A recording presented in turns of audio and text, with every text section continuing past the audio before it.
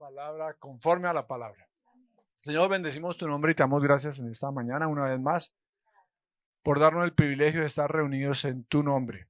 Gracias por tu palabra, porque es como decía anteriormente, Señor, la que blinda nuestros corazones de todo lo que el mundo nos ofrece.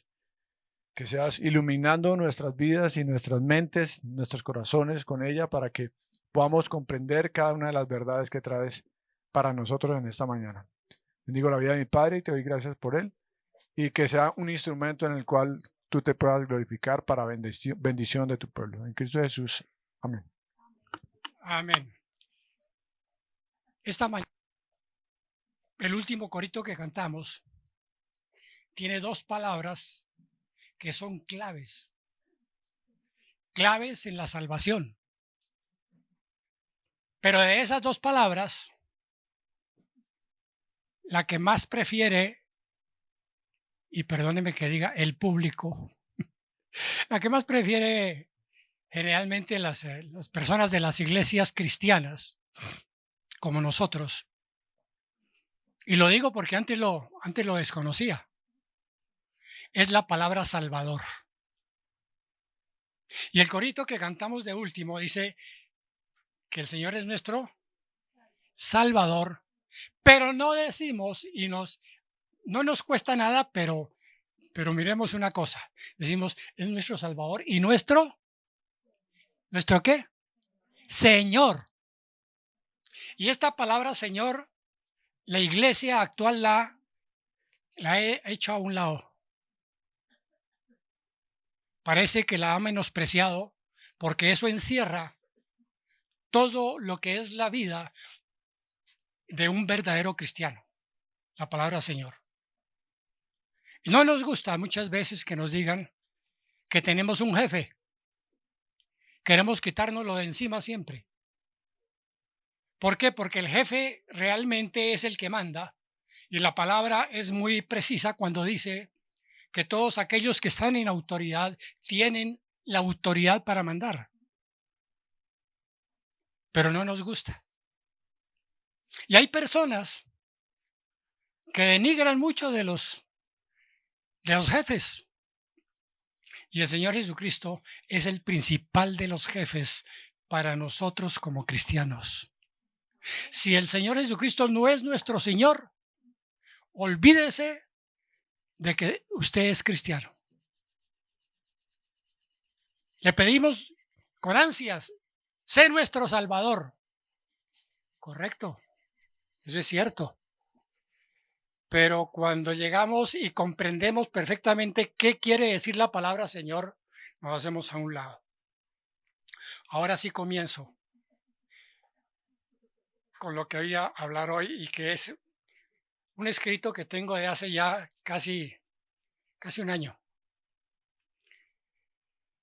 Hemos hablado en otras ocasiones acerca de esto, del discipulado. Y ese discipulado es lo que nos enseña a nosotros, en gran medida, a interpretar correctamente la palabra Señor. ¿Por qué? Porque en ese discipulado vamos nosotros a ver realmente lo que cuesta seguir a Cristo. Nosotros a veces pensamos que al llegar al cristianismo vamos a poder vivir en una forma muy confortable, con un colchón muy bien mullido, descansando, y que todo Dios me lo va a poner, como se dice, en bandeja. Pero las cosas no son así, hermanos. ¿Qué diría aquí en este momento el apóstol Pablo de nosotros cuando nos viera de esa manera? No digo que todos nosotros o que ustedes y yo estemos en esa condición, pero se ve muchísimo en las iglesias. Vivimos confortablemente, aún ni siquiera, y eso lo digo primeramente para mí, ni siquiera compartimos a veces el evangelio con las personas que lo necesitan. Y eso es lo principal que el Señor requiere.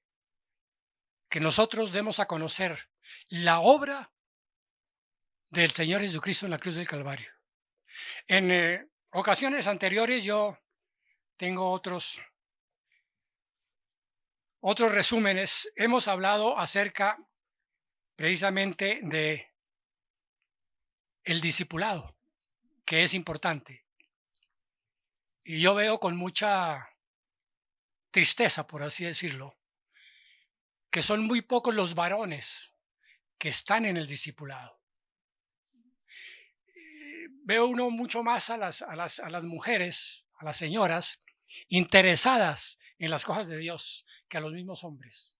Pero acuérdense, hermanos, que el Señor escogió a 12 varones que tenían ya una conciencia plena de quiénes eran ellos y cómo vivía el pueblo de Israel en ese entonces. Ellos conocían la ley porque tenían que aprenderla de sus propios padres, casi que desde el momento en que vivían, en que comenzaban a vivir los hijos, y mucho antes, aún estando en el vientre materno. Los que amaban y conocían a Dios oraban por sus hijos que todavía no nacían.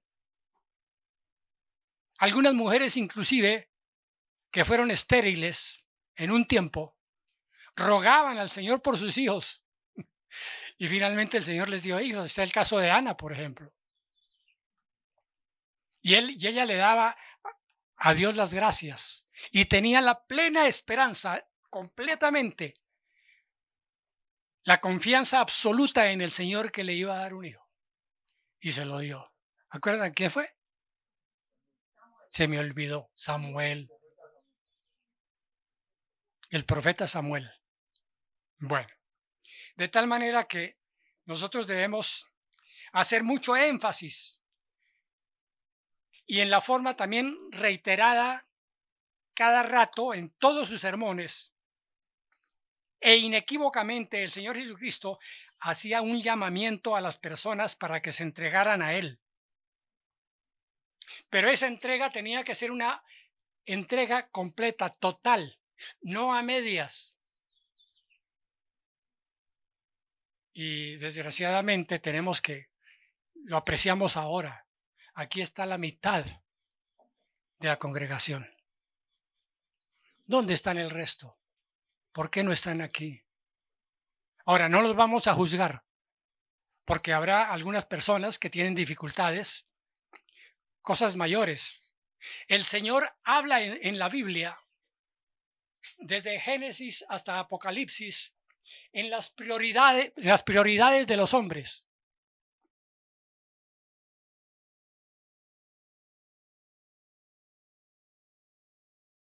Que en la Biblia hay una prioridad. No sé si alguien me puede responder cuál es esa prioridad.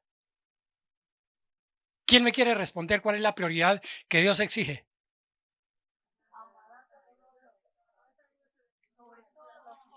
Eso quiere decir que tenemos que darle la gloria a Dios. Tenemos que darle la gloria a Dios. Y ese es otro problema grave para la iglesia contemporánea.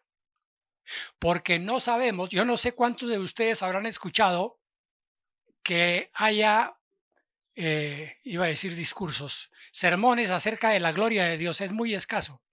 Sí las hay. Y hay libros que hablan de la gloria de Dios. Pero todavía no imaginamos qué es la gloria de Dios. Y la gloria de Dios, no voy a hablar de ella ahorita, pero la gloria de Dios la mancillamos nosotros. ¿Qué es mancillar?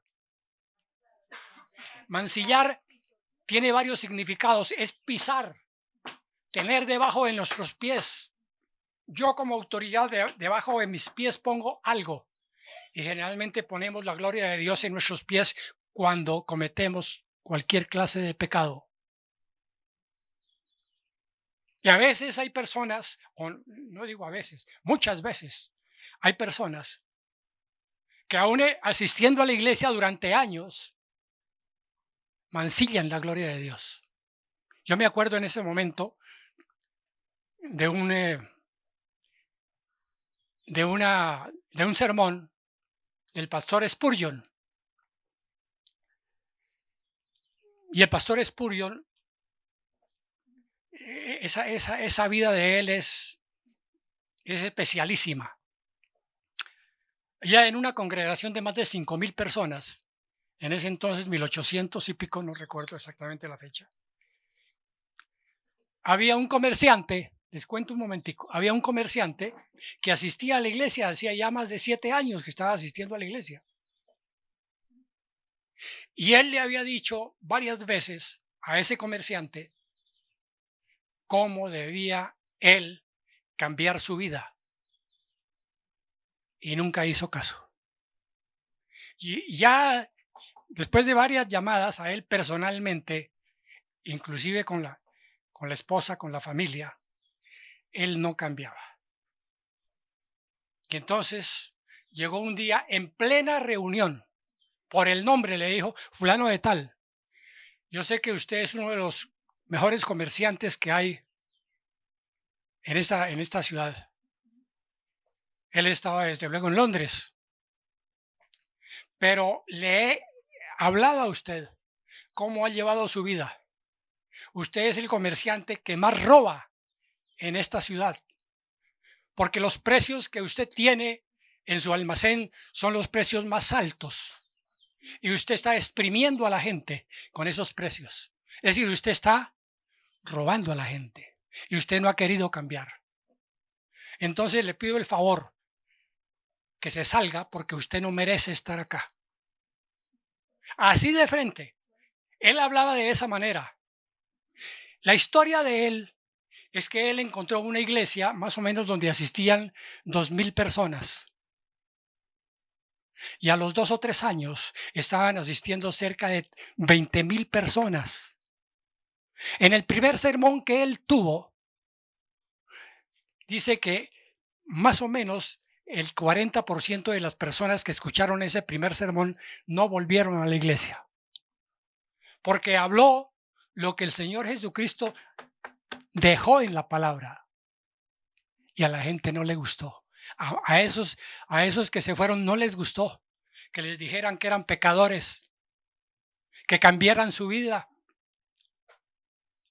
Y se fueron. Pero cuentan, y esto es historia, cuentan que el siguiente domingo, los que sí se quedaron y escucharon por primera vez la palabra de Dios, entró esa palabra a sus corazones, se arrepintieron sinceramente y al siguiente domingo vinieron 5,000 personas. Y fue creciendo como la espuma. A los 3, 4 años ya tenía 20,000 personas. Tanto que le tocó cada rato arrendar sitios para poder acomodar a los que llegaban nuevos. Gracias a Dios. Pero bueno, en eso no consiste tampoco lo de hoy. El Señor Jesucristo exige, hermanos, y exige harto o poquito. Exige todo. Y en ese todo está nuestra propia vida. Dice, el Señor Jesucristo nos dice a nosotros que tenemos que negarnos a nosotros mismos y seguirle. Esa era una invitación a la salvación. No, repito, a la oferta de una vida elevada, de una vida sin problemas, ni tampoco era un segundo paso posterior, como tienen muchas iglesias, a la salvación. La enseñanza actual que separa el discipulado de la salvación no es idea de ninguno de los que escribió la palabra de Dios dictada por Dios mismo, inspirada por Dios. Ahí no dice que la salvación es separada. Yo me puedo salvar ¿sin qué? Sin conocerlo. Exactamente. Eso es lo que nos dice a nosotros el Señor Jesucristo. No podemos nosotros separar el discipulado de la salvación. Esas son dos cosas que o hay una, la salvación, sin discipulado. No piensen ustedes que el Señor va a perdonar eso. Por eso Él sometió durante 3 años a 12 personas Y de las 12 sabemos que una le falló. Y él lo sabía desde antes de la fundación del mundo. Sabía quién le iba a fallar, pero nunca le llamó la atención, así como este pastor que les digo. Sin embargo, sí lo hizo en la última cena, porque allá le preguntaron, ¿quién es ese que lo va a entregar? Y dijo, ese donde yo mojo el pan ahí, ese es. Y delante de todos también el Señor Jesucristo le dijo, vaya, haga lo que tiene que hacer. ¿Le dijo a quién? Al señor Judas, que fue discípulo del Señor Jesucristo.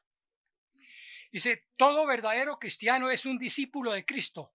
Las palabras de Jesús para la gran comisión es ir al mundo y hacer discípulos, enseñarles, ojo con esta última parte, enseñándoles que guarden todas las cosas que les he mandado.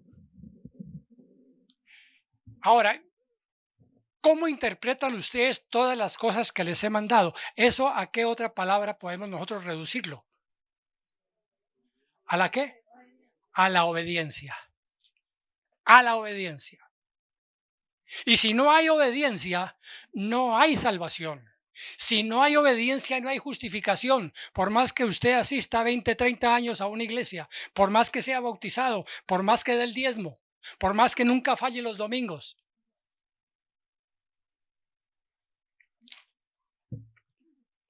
Ahora bien, el propósito de la iglesia, como ya vimos, es la evangelización. ¿Y la evangelización qué es? La obra del Señor Jesucristo en la cruz. Tanto que muchísimos teólogos de sana doctrina al evangelio lo llaman Jesucristo o a Jesucristo lo llaman el evangelio. Porque Él fue el que hizo todo para nuestra salvación. De tal manera que esas personas que creen que son ya salvas, pero que no son obedientes, no son salvas, no son justificadas. Vamos a ver una partecita. Miremos en Hechos 6.1, 6.1, 6.2 y 6.7.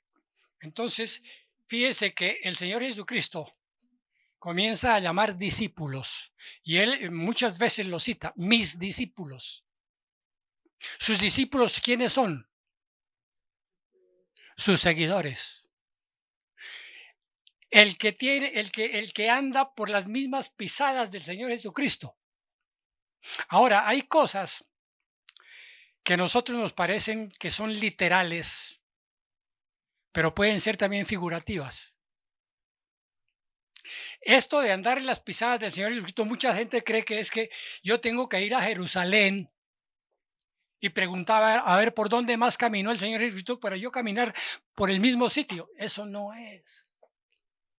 Cuando el Señor dice que le sigan a Él con sus pisadas, es cambiar nuestro carácter cada día. La palabra de Dios dice que a través del Espíritu Santo nosotros podemos ir creciendo. ¿De qué? De gloria en gloria. ¿Sabe qué es esa gloria en parte? Gloria es apropiarnos por la gracia de Dios, no por nosotros. Por la gracia de Dios a través del Espíritu Santo, apropiarnos de algunos de las cualidades, por así decirlo, de Dios. ¿De los qué? De los atributos de Dios. Entre esos, especialmente, la santidad. La santidad no podemos nosotros ser santos porque queramos.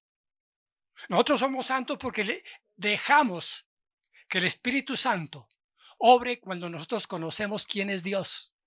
Que ese es otro problema grave. No conocemos a Dios. Y algunas veces nosotros pensamos que primero tenemos que conocernos nosotros y después conocer a Dios. No. Porque cuando nosotros conocemos quién es Dios, inmediatamente se refleja en nosotros, también a través del Espíritu Santo, quiénes somos nosotros.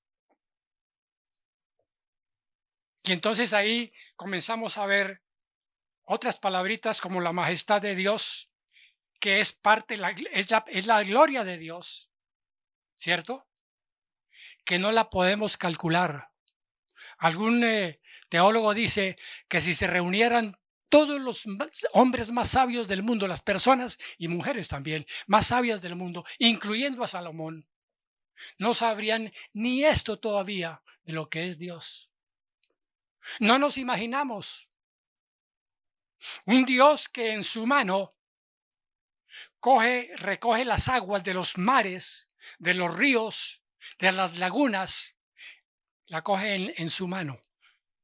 Aquí está haciendo una especie de onomatopeya, es decir, Dios es un espíritu y no tiene manos, no tiene cuerpo como nosotros.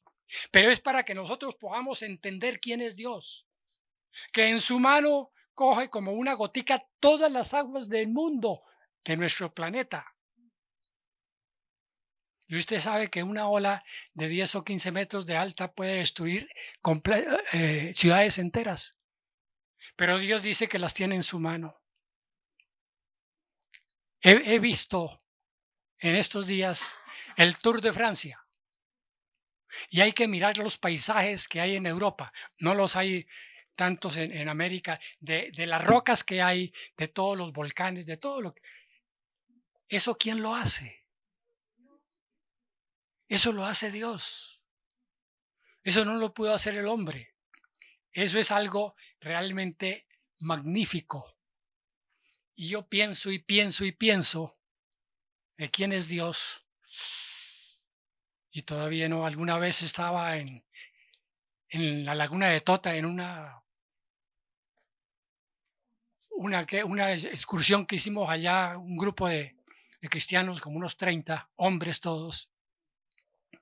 Nos recostamos en el pasto, lejos uno del otro, pensando precisamente, y yo me puse a pensar quién es Dios. Y estaba el cielo completamente azul, y miraba yo el cielo, esa parte, esta inmensidad, ¿quién la creó? ¿La creó el hombre? ¿Será la evolución lo que ha traído eso? No, es Dios quien lo ha traído. Bueno, dice, cuando Jesús llamaba a los discípulos, les enseñaba cuidadosamente sobre el costo de seguirle. Las personas dudosas o no dispuestas a comprometerse y que no respondían a ellas, el Señor Jesucristo los rechazaba porque eran rebeldes a pagar el precio. Por ejemplo, en el caso del joven rico. El joven rico no quiso desprenderse de su riqueza. El Señor le dijo, te falta una cosa. Ve y vende todo lo que tienes y dalo a los pobres. Ay, no. Eso sí no. Porque yo lo que amo mi prioridad es el dinero. Y vuelvo a la cuestión de las prioridades. La prioridad de Dios al hacernos sus criaturas es darle la gloria a Dios, no mancillar su gloria. Y aquí vuelvo a lo siguiente, hermanos. Yo lo repito muchas veces. Si nosotros mancillamos la gloria de Dios, olvídese de que usted es cristiano. Ahora, ¿podemos mancillarla aún después de que somos cristianos? Sí, pero no adrede. No me propongo yo a pecar porque me da la gana, porque mi voluntad sigue así, porque sigo siendo carne, sino por un descuido, a veces sobre todo una mentirita, que nos parece que eso no sea mucho pecado. Pero si yo sigo en mi pecado, hermanos, estamos mancillando la gloria de Dios. Y como muchas veces han escuchado también aquí al pastor Javier, eso interviene mucho, no solamente en las personas que lo hacen, sino en la iglesia. Aun cuando Dios es misericordioso y puede, dice, hacer discípulos de las propias piedras. ¿Se acuerda quién les dijo el Señor eso? ¿A quién les dijo?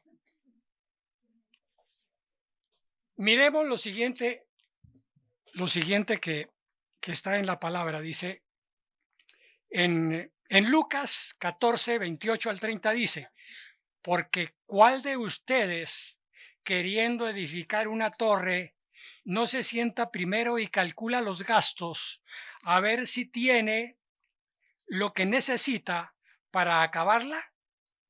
No sea que después de haber puesto los cimientos y al no poder terminar, todos los que lo vean comiencen a burlarse de él, diciendo: este hombre comenzó a edificar y no pudo acabar. Esta es una semejanza, es decir, es una realidad.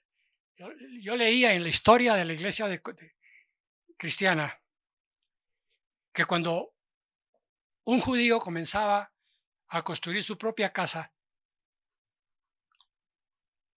y no podía terminarla, toda la gente se burlaba. Hasta la misma familia se burlaba. Hasta los hijos se burlaban de ese padre que no pudo hacerlo. Tenía primero que calcular muy bien. Yo hago mi casa así, así, así. Ahora, había muchos pobres que la casa era muy humilde. Estamos hablando de cuántos miles de años atrás. Pero nosotros tenemos que saber calcular. Cuando nosotros decimos que entregamos la vida al Señor Jesucristo, primero tenemos que pensarlo mucho. Se me van a hacer las cosas más fáciles.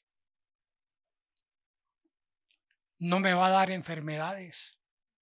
Y si me da algo, le oro al Señor y Él me cura porque sí, porque eso lo dice la Biblia. Lo tomamos a veces tan literalmente que nosotros mismos nos engañamos. Yo recuerdo un joven hace unos años que aprendió eso, compró una cicla, todavía existía aquí el almacén Ley, donde es ahora el Éxito, y él confiado en eso, a los 8 días de haber comprado su cicla, entró a Ley y la dejó afuera. Se demoró como 5 minutos, cuando salió ya no había cicla, y entonces renegó, porque él pensaba que Dios le estaba cuidando. Cogemos a un Dios de bolsillo. Dios me hace, Dios me da, Dios me cura, Dios me... ¿Sí? Pero eso no es así, hermanos.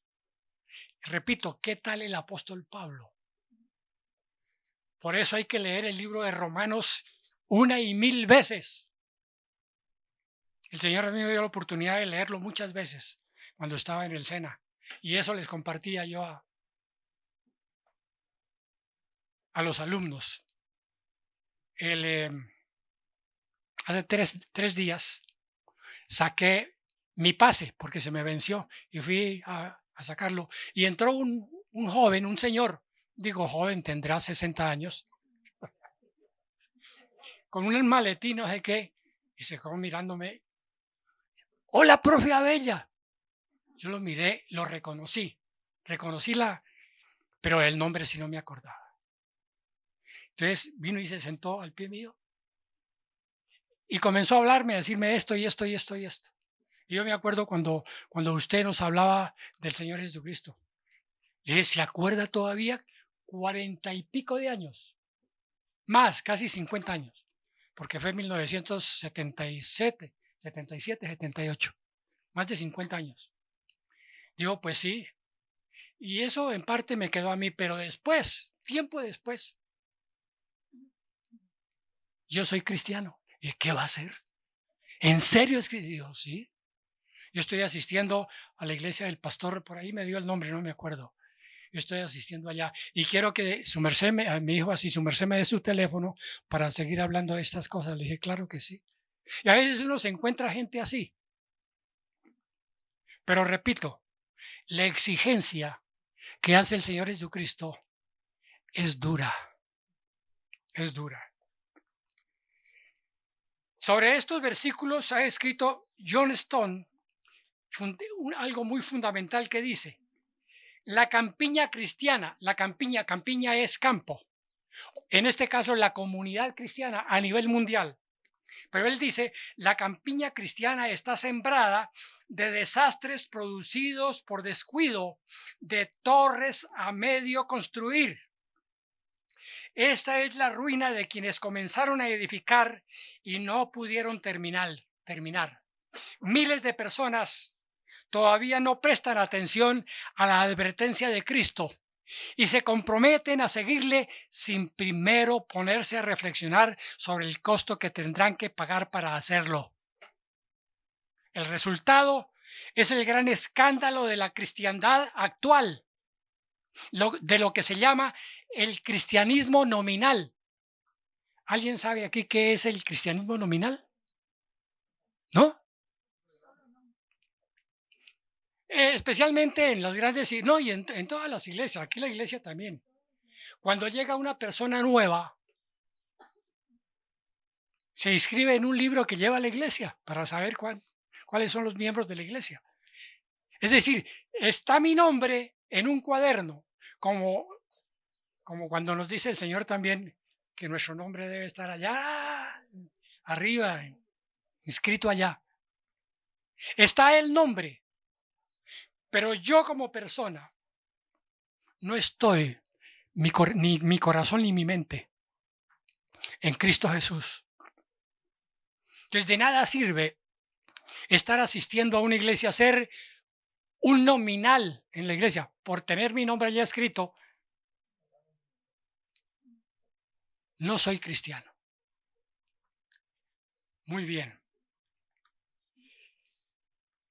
En países donde se ha desarrollado la civilización cristiana, hay muchísimas personas de muchísimas iglesias que dicen ser cristianas, que se cubren con un barniz de cristianismo, vistoso, pero superficial, lo suficiente para parecer respetables, pero no para sentirse incómodos. Y aquí dice, su religión es un almohadón grande y blando. Los protege de las situaciones desagradables, difíciles que hay en la vida, pero la cambian de lugar y forma según las conveniencias que les que tienen ellos. ¿Cómo sorprenderse de que los críticos hablen de los hipócritas que hay en las iglesias y rechacen la religión por considerarla una mentira, un espejismo? Si el ejemplo que ponía yo que habla el pastor Spurgeon, si nosotros seguimos, alguno sigue como ese comerciante, y ese comerciante lo conoce mucha gente del pueblo y sabe lo que el comerciante hace, pero sabe que el comerciante va a una iglesia cristiana, ¿qué pensará de esa persona y qué pensará de la iglesia?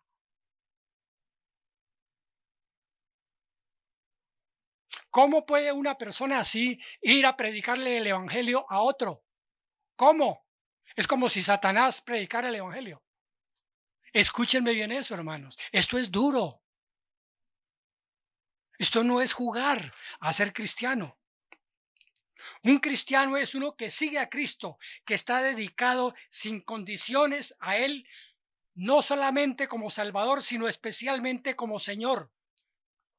Porque si es Salvador y no Señor, no es cristiano. Se somete humildemente a obedecer lo que su Señor le ordena, pero cuando falla, busca el perdón y sigue hacia adelante. Ese es el verdadero espíritu y la verdadera dirección que nos pone a nosotros el Espíritu Santo para caminar en santidad. No en la santidad completa. Sabemos eso. El llamado al discipulado cristiano exige categórica y precisamente esa clase de dedicación total. Es un compromiso absoluto, sin ninguna reserva conocida o intencional, y nadie puede acudir a Cristo en otras condiciones. Aquellos que creen que pueden limitarse a estar de acuerdo, ojo con esto, aquellos que creen estar de acuerdo con una lista de hechos del Evangelio,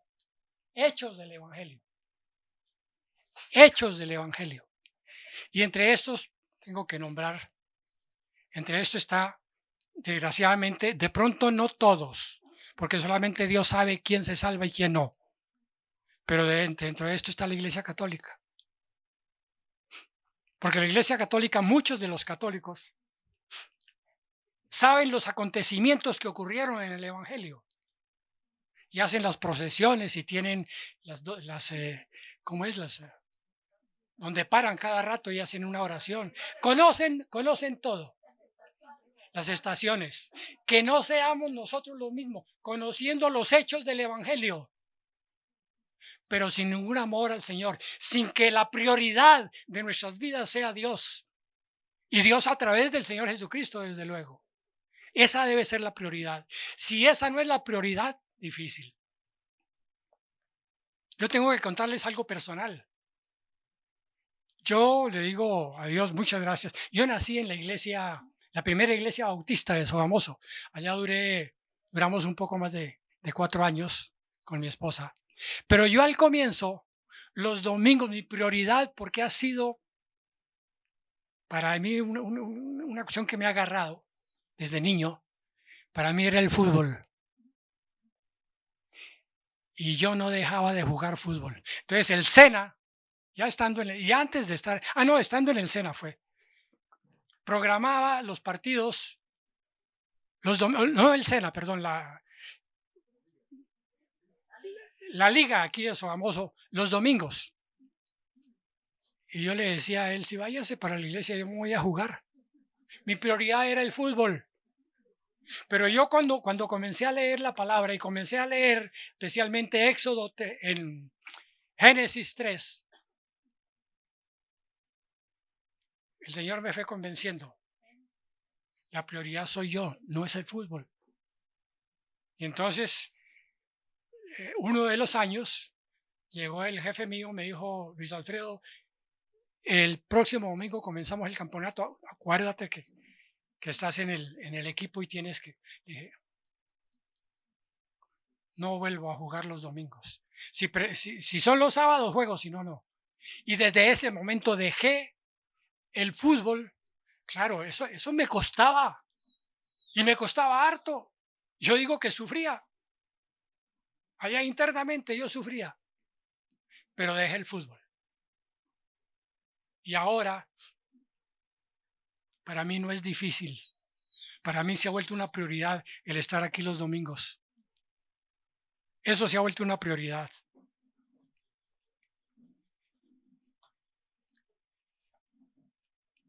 Mire lo que dice el Señor en 2 de Corintios 13:5. Dice, poneos a prueba para ver si estáis en la fe. Repito, poneos a prueba para ver si estáis en la fe. Examinaos a vosotros mismos. Examinaos a vosotros mismos.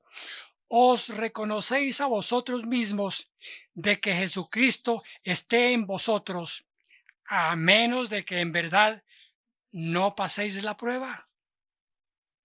Y la prueba es darlo todo. El Señor Jesús desafió a sus discípulos y les dijo lo siguiente. Pónganle atención a esta partecita que es de las más tremendas para mí. Dice, por tanto, a todo el que me confiese delante de los hombres, yo también le confesaré delante de mi Padre que está en los cielos. El que ama a padre o madre más que a mí, no es digno de mí. Yo veo y muchas veces una familia falta completa. ¿Por qué? Porque es que hoy cumpleaños un primo mío y fallan los domingos. O un hijo. No, es que mi hijo llegó de Bogotá y yo cómo lo voy a dejar. Entonces le enseñan al hijo, con eso los padres le están enseñando al hijo que me importa un comino el Señor. Lo que me importa eres tú. Y el Señor está diciendo, el que ama a padre o madre más que a mí, no es digno de mí. Y el que ama a hijo o hija más que a mí, no es digno de mí. El que no toma su cruz y sigue en pos de mí, no es digno de mí. Y sigue diciendo, el que haya su vida, la perderá.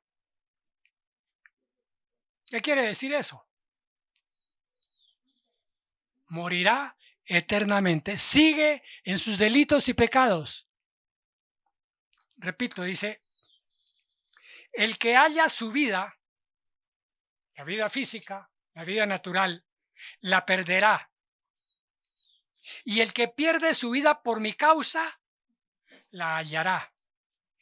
Estas son las palabras más definitivas sobre el discipulado que están en la boca de Jesús, pues expone en un lenguaje más claro posible el costo del discipulado. Son palabras para todos aquellos que quieren realmente seguir en la fe y confiar en el Señor Jesucristo. Ahora, los versículos 32 y 33 de Mateo 10, dice un escritor, dice, son recuerdos, fíjense la contradicción que hay acá. Los versículos 32 y 33 de Mateo 10 son recuerdos olvidados de la terrible escena del juicio que hay en Mateo 7, 21, 23. Por favor, hijo, lee Mateo 7, 21, 23, bien clarito y bien duro y bien despacio. Ojo con lo que va a leer. No todo el que me dice, Señor, Señor, entrará en el reino de los cielos, sino el que hace la voluntad de mi Padre que está en los cielos. Muchos me dirán en aquel día, Señor, Señor, ¿no profetizamos en tu nombre y en tu nombre echamos fuera demonios y en tu nombre hicimos muchos milagros?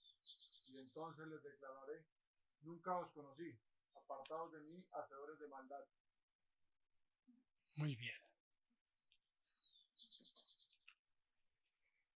Ustedes se acuerdan, en el Antiguo Testamento hay muchos versículos que hacen lo mismo que hizo aquí el Señor Jesucristo. ¿Qué hizo aquí el Señor Jesucristo? ¿O qué hizo?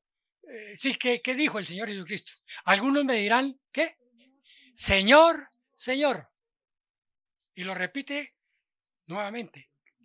En el idioma hebreo, esa palabra repetida varias veces indica una intimidad sincera con la persona que se está hablando. Pero fíjense que el Señor le está diciendo a estos que llegaban diciéndole que ellos habían hecho algo. Después les dice, no os conocí, apartados de mí. Algo así, ¿cierto? Muy bien.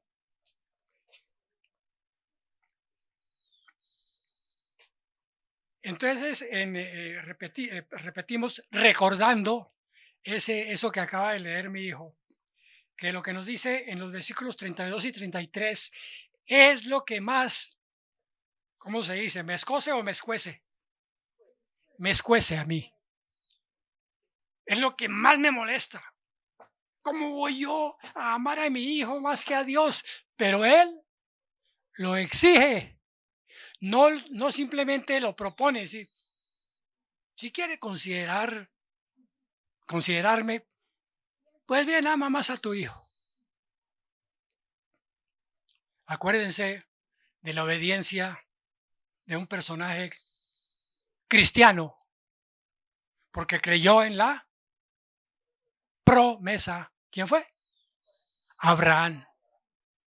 El Señor le dice, mate a su hijo. Y el hombre va con cuchillo y todo. ¿Qué tal que el Señor nos dijera eso a nosotros? A su único hijo. Bueno, había otro antes, pero no era del matrimonio. ¿Cierto? Pero pónganse un momentico, hermanos, a pensar que el Señor le dijera a usted, padre o madre, mate a su hijo, porque yo lo ordeno. ¿Qué diría usted? Este no es el Dios que yo conozco. Pero Abraham no dijo eso. Abraham cumplió al pie de la letra de lo que el Señor le dijo.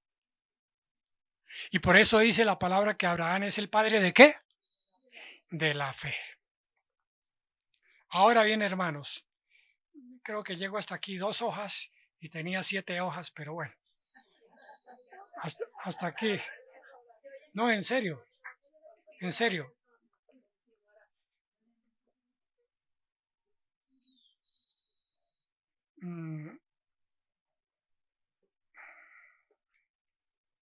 Ahora, ¿qué significa esto? Dice que la confesión delante de los hombres, cuando dice el Señor que los confesaré delante de los hombres, ¿es una condición para llegar a ser un verdadero cristiano? No, esa no es la condición. Pero esto quiere decir que una característica del creyente genuino es que confesará a Cristo delante de los hombres sin ninguna reserva, no solamente con su lengua, sino algo que sale del corazón.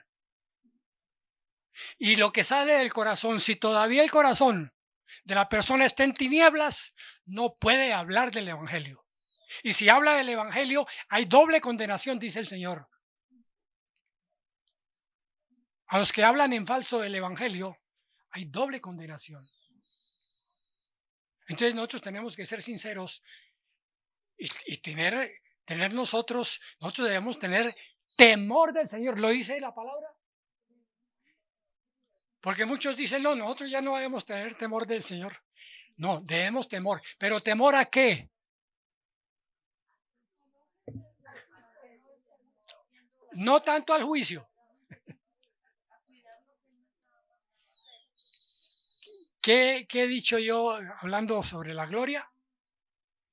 A mancillar. Mancillar la gloria de Dios. Mancillar la gloria de Dios, repito, es pisar a Dios, es apartar por completo al Señor Jesucristo de mi vida, pero también es escupir lo que hicieron los soldados cuando llevaron al Señor Jesucristo el Jueves Santo por la noche. Lo escupieron, y no con saliva, hermanos, con algo mucho más feo de lo que nosotros expulsamos. Eso lo hicieron en la cara del Señor Jesucristo. Y eso es lo que hacemos cuando nosotros pecamos, mancillamos la gloria de un Dios que lo es todo. Entonces fijémonos lo que nos está diciendo el Señor. Cuiden, por favor. Si ustedes realmente son salvos, cuiden la salvación, aun cuando nos da los medios. ¿Y cuál es el principal medio que Dios nos ha dado?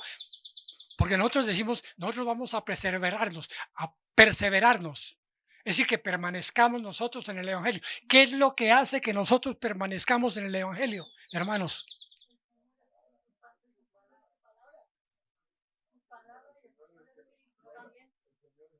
La obediencia. ¿La obediencia a quién? ¿Quién nos da la obediencia? El Espíritu Santo. El Espíritu Santo es el que se encarga a nosotros de decirnos, mire, esto está bien o esto está mal. Y nuestra conciencia lo sabe. Yo les hablé alguna vez de que tuve la oportunidad, gracias a Dios, de leer las confesiones de San Agustín de Hipona, que fue un cura y después obispo de la Iglesia Católica, pero que fue uno de los primeros reformadores de la palabra de Dios. Y él hace sus confesiones. Es un diálogo, todo el libro es un diálogo con Dios. Y dice que él, cuando era obispo, todavía lloraba cuando se acordaba de todo lo que había hecho en su juventud, porque la palabra es esta, él mismo lo dice, fue un corrompido terrible. Mi esposa lo sabe porque yo le leí gran parte del libro a ella. Estaba en la inmundicia ese señor. Desde niño hacía males. Y cuando él se dio cuenta y llegó el Evangelio a su corazón, dijo, ¿por qué sigo yo mancillando? Él es el que habla de eso. Y dice, mi conciencia en ese tiempo estaba cauterizada. ¿Qué es cauterizar?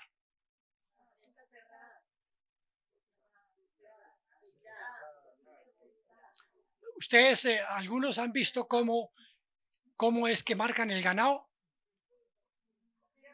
Calientan un hierro con las iniciales del dueño o lo que sea, o con alguna y se la ponen allá en la cadera de las vaquitas o de los terneros. Entonces dice, el Señor dice, la conciencia, la palabra lo dice, la conciencia cauterizada. Cauterizada es que esa parte murió, ahí no le nace más pelo a la vaca ni nada de eso. Queda quemado. Es una conciencia cauterizada, es una conciencia vuelta en una oscuridad completa. Que eso es el pecado, la oscuridad completa. Cauterizada la conciencia. Dice, esa conciencia es la película de toda nuestra vida.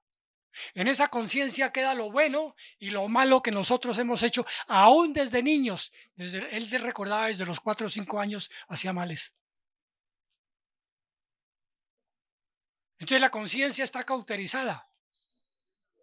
Y él habla, por ejemplo, en el caso de este señor rey de Egipto, del faraón, que le dijo 2 o 3 veces tal vez a Moisés que dejaba ir al pueblo, pero le ponía ciertas condiciones. Pero la última dijo, sí, lárguense, no me molesten más, no me traigan más calamidades a mi pueblo. Y se fueron, pero al ratico porque tenía la conciencia completamente cauterizada.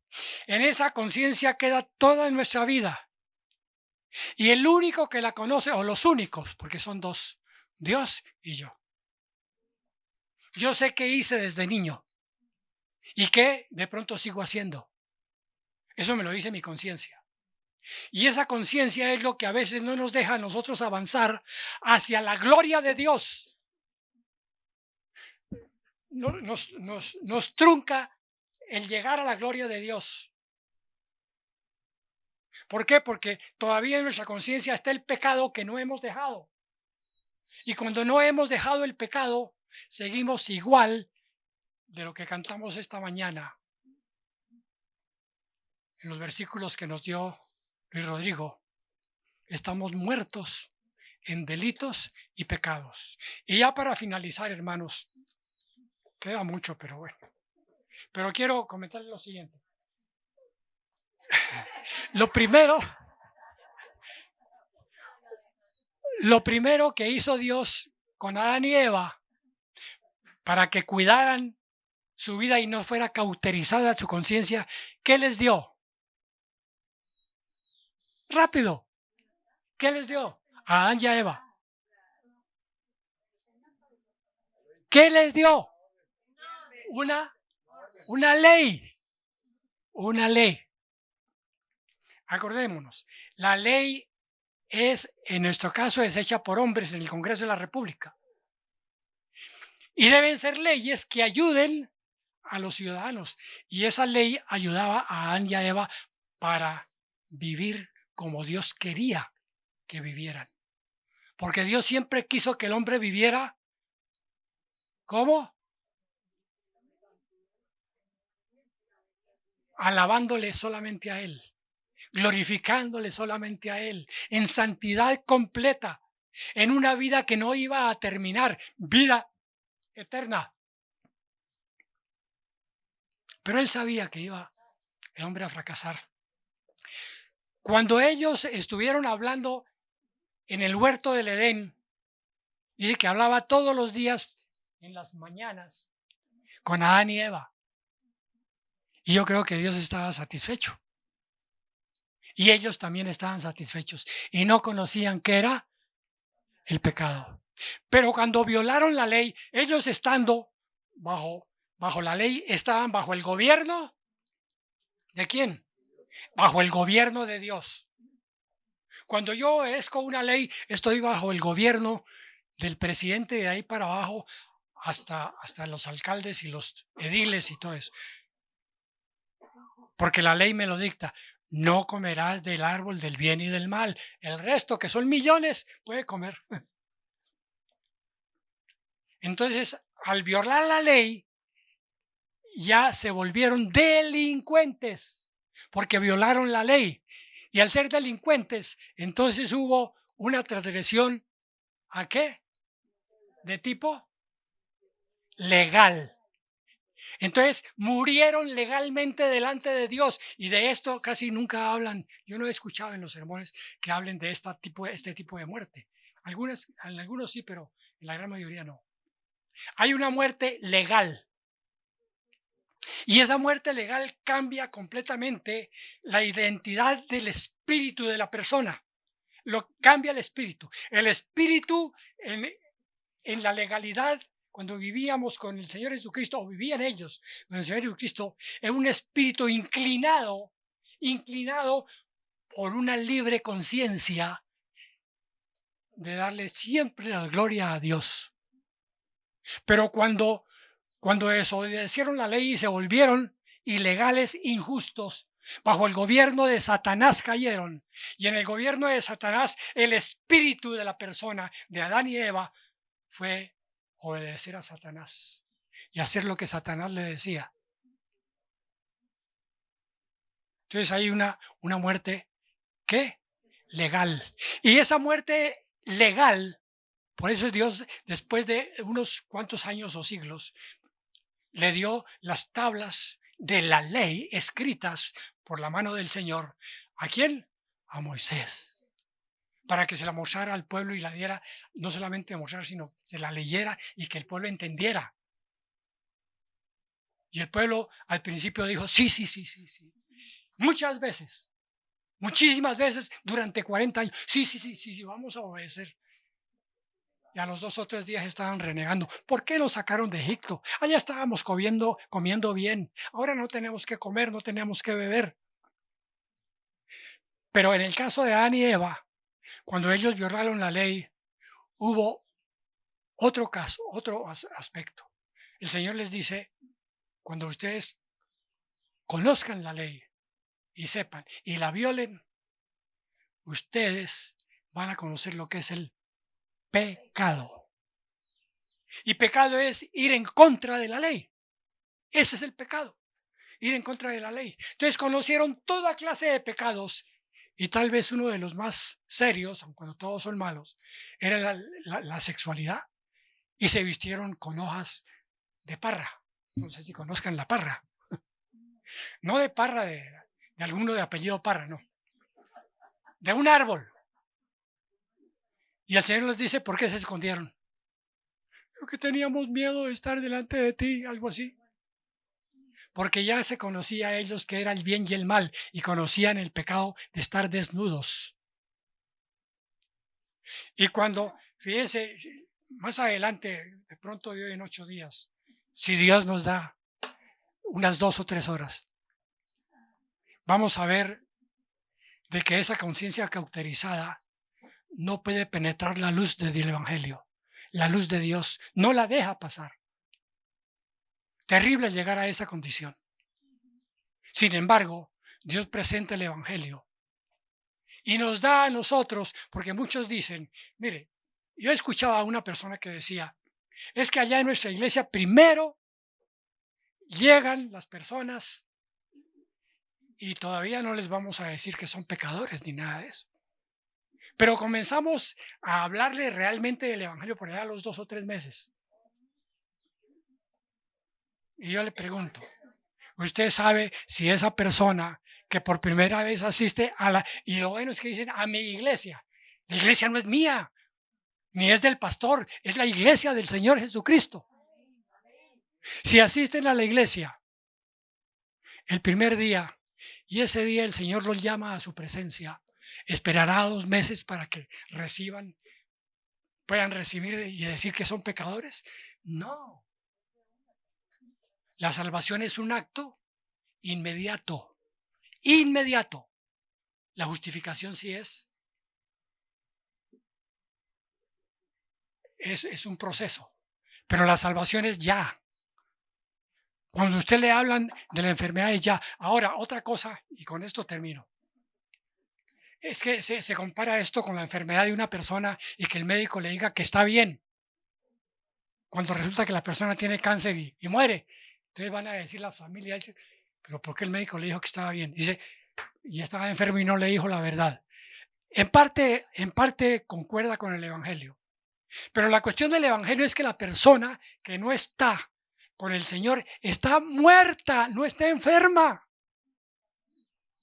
Esa persona está muerta en delitos. Fíjese, delitos, ley.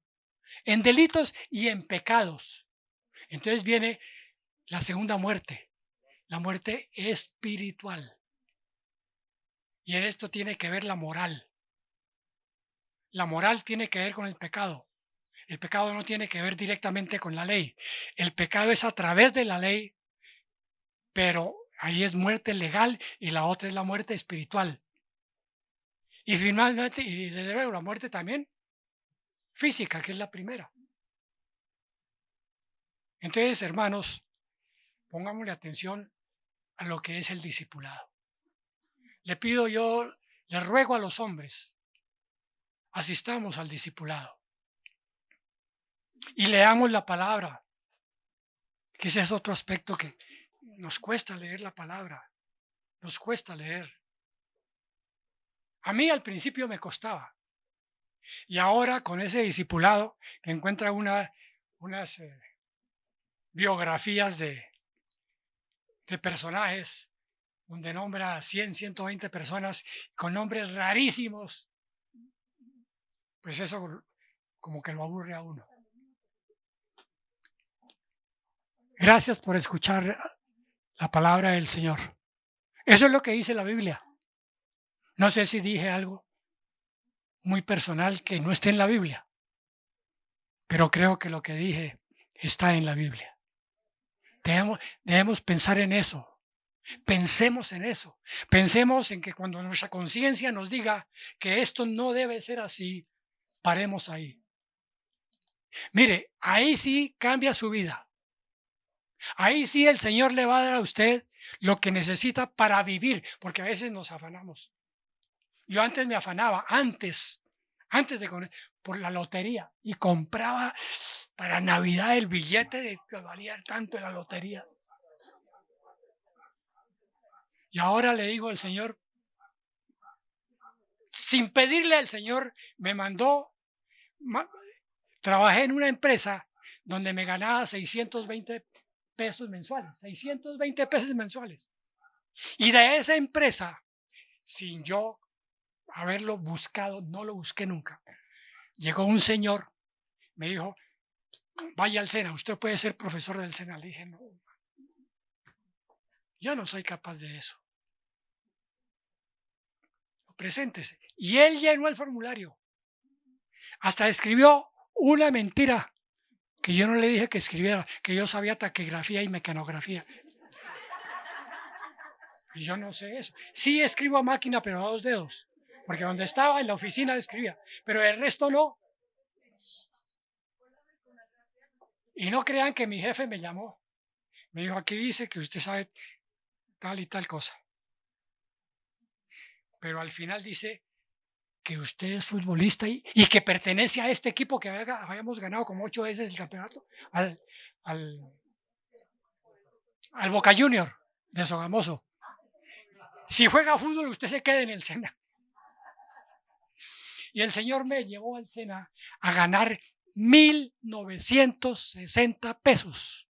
Ganaba 3 veces más de lo que ganaba antes en la otra empresa donde estaba, sin yo haberlo buscado, sin conocer a Dios todavía.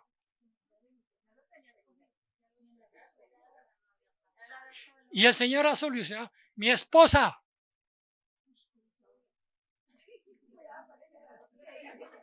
ha muerto físicamente 2 veces, comprobado por los médicos. Entre esos médicos, un hermano mío que es médico, hermano medio, que me dijo después de 3 o 4 días, cuando ella ya se había recuperado un poquito, porque yo la vi salir como un cadáver. Y yo lloraba, yo lloré mucho. Ya conocía, en parte del Señor, ya conocía yo. Yo lloré mucho y le lloré mucho al Señor. Y ahí está todavía.